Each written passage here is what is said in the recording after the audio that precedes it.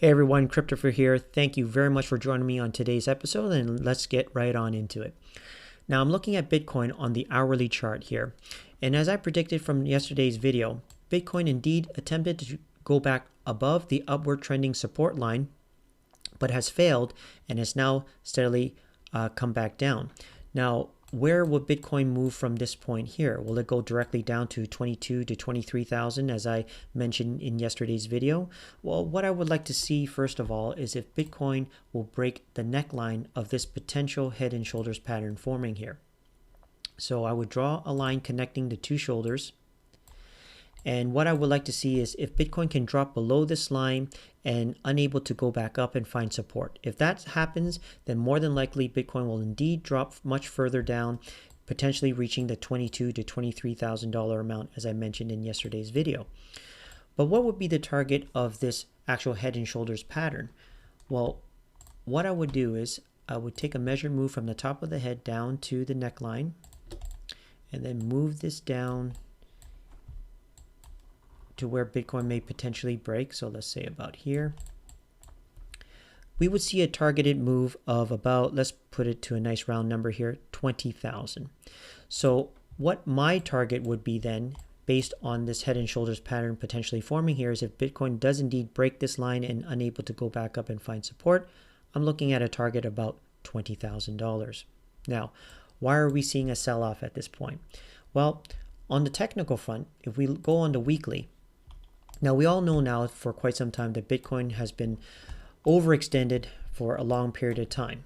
But technically, when you look at it, a big telltale sign would be when the candle is way outside of the Bollinger Band. So we can see here that clearly, as of the week of January 4th, the candle was well above the Bollinger Bands. Now, where else can we see these examples? Well, we can go back in time a little bit, even back to, let's say, earlier on in the beginning, let's say November 25th, 2013, starting there, just to give you some idea. Okay, so here, sorry, that's not it. Excuse me, let me just go here. Here we go.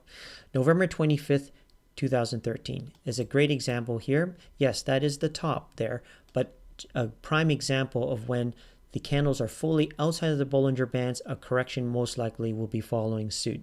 Where else can we potentially see this? Well, where I showed you a little earlier, June 13th. So if we go here, yes, June 13th, 2016. That is another prime example of, we can see that the candle is fully outside the Bollinger Band and then following that, a correction. Where else can we see this? Well, let's go to December 26th.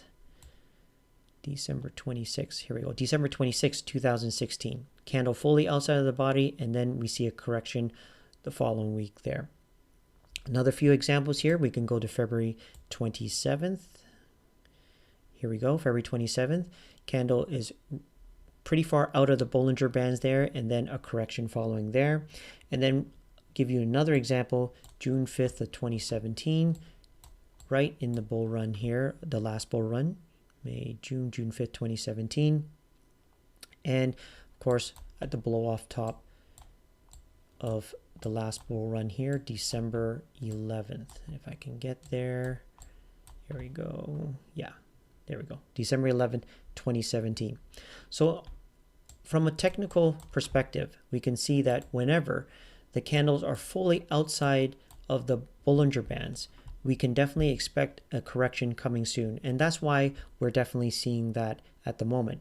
Now, that's the technical front.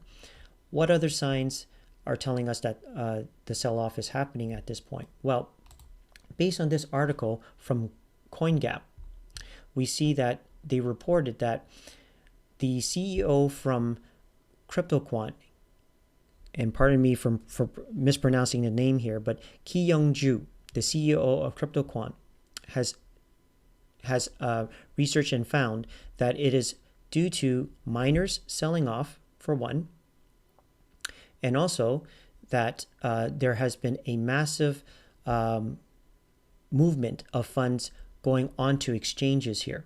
So we can read here saying that Ju highlighted that since yesterday's correction, almost 15,000 BTC has accumulated on Coinbase, signaling another massive sellout on the cards.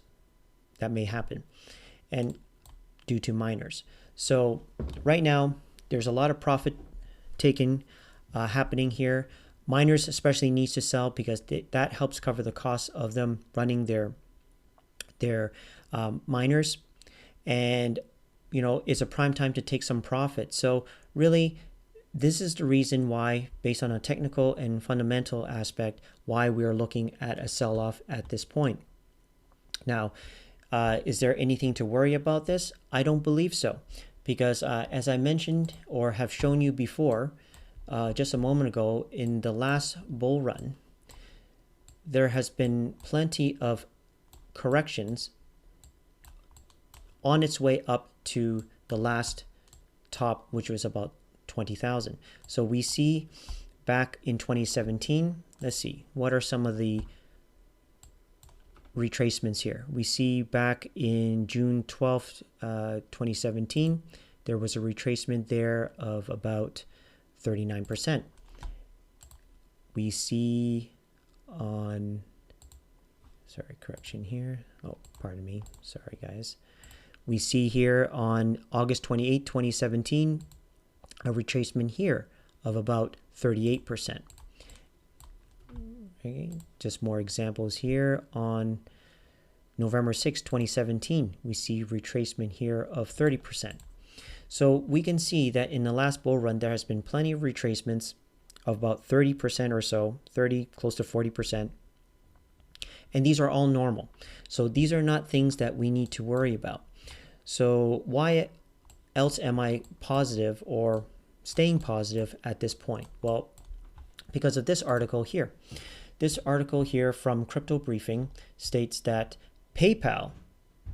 crypto trading on PayPal hits an all-time high as retail returns. So the retail investors, the big herd, is coming back to crypto.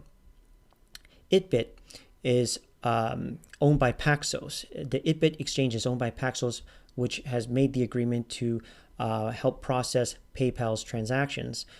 Crypto trading transactions, has recorded a 411 million in volume since yesterday's market slump.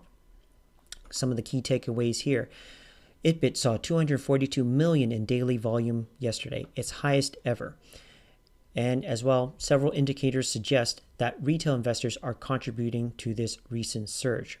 And not only just retail, we have some influencers who are helping drive these retailers coming back. And an example will be KSI. He is from YouTube. His fame is from YouTube. And he tweeted out Ethereum. And thanks to that, we see here, following his post, Google searches for Ethereum also hit a record high. So that's why I am not freaking out. And I would say overall, the takeaway here from all this is just don't panic. As I showed you, huge corrections occurred back in 2017 during his bull run, all the way to 20K. This time, right now, is no different. Although not the same, of course, but the Bitcoin cycle often rhymes. So everyone, thank you very much for watching. If you enjoyed today's content, please consider liking and subscribing, as this really helps my channel. And if you found value in today's episode, please share with someone, as I would really appreciate that. Thanks all, take care, and see you all in the next episode.